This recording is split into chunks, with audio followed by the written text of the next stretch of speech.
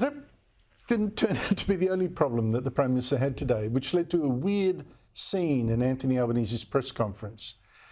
It is true that polls show that most voters like his new tax cuts, but it's also true that breaking his promise to deliver the old tax cuts, the stage 3 ones, has hurt his credibility.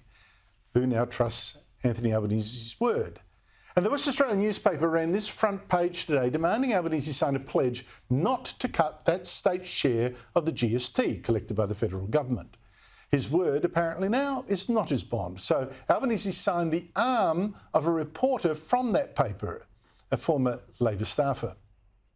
I reckon you should get a tat and get a signature on the tat. I'd be happy to sign your arm if you like. Happy to sign. No. If you're going to take it seriously, and if we're going to have a stunt, let's do a good one. Let's go to a tattoo parlour. We can get it tattooed on, or we can, if you like, I can do it by texture, whatever you would like. So you're up. I'm offering you something better. I'm offering you something much better. Well, I've got a pen here if you want to sign it. And off he went and wrote his little pledge on the man's arm and signed it. I mean, seriously. Joining me is the panel, Michael Kroger, former President of the Victorian Liberals, and Steve Conroy, former Labor Senator and Cabinet Minister. Michael, this was clearly a big issue for the Prime Minister that he went to all the trouble.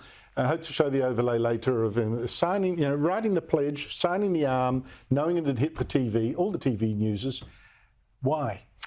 Foolish, shouldn't have done it. The subliminal message is, and people don't trust me anymore. I better give something, concrete that like shows this, what is like doing that. now.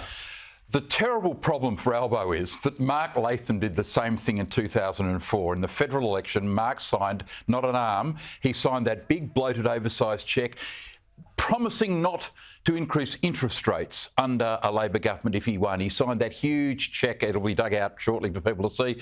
But if that wasn't bad enough, the great Mark Latham said, as he was signing this document to guarantee there wouldn't be interest rate rises under his government, he said, "My word is my bond. My word is my bond." I've heard that before. I've heard that before. So it's not good. Stephen, what is the issue here where he had to do this demeaning stunt of signing a reporter's arm?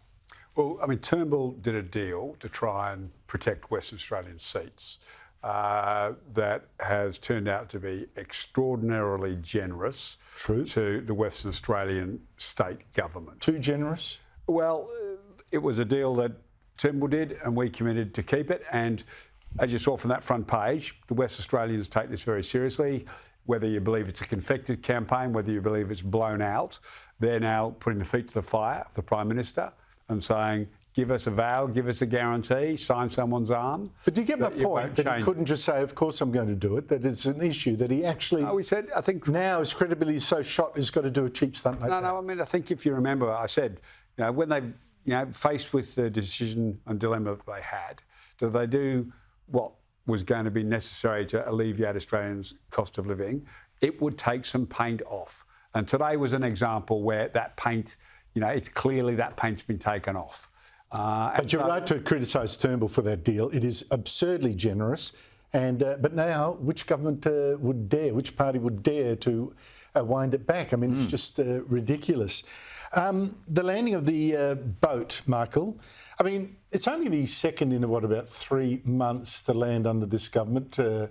Mind you, it was years before that it landed. Is it a real problem or is it a political and symbolic problem? Are we thinking that there are going to be hundreds of thousands of boat arrivals of people arriving under this government? No. But what it does is reinforces the message that Labor are hopeless on this issue. And as we've seen from your videos, they don't believe in turnbacks. It's a bit like us, trying to argue about Medicare. I mean, we lose Medicare arguments. They're going to lose these arguments. The real significance, Andrew, is not that there's going to be, dozens and dozens of boats as there were in the past.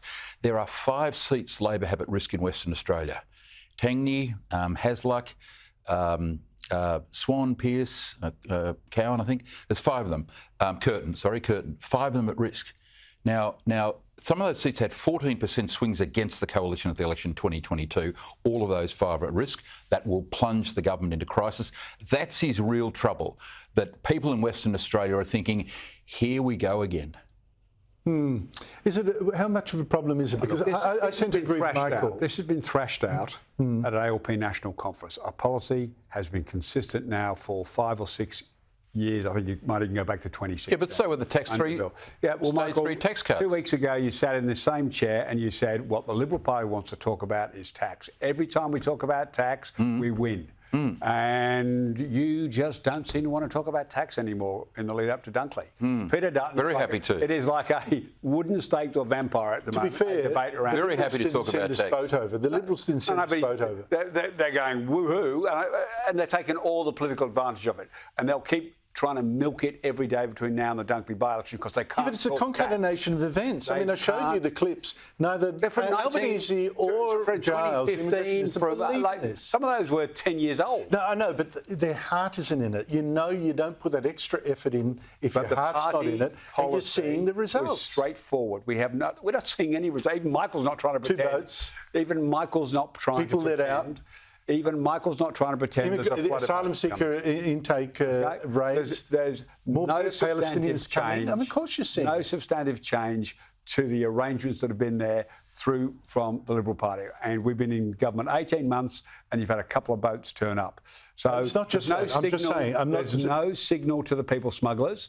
But what Peter Dutton will want to talk about is people smugglers rather than tax cuts.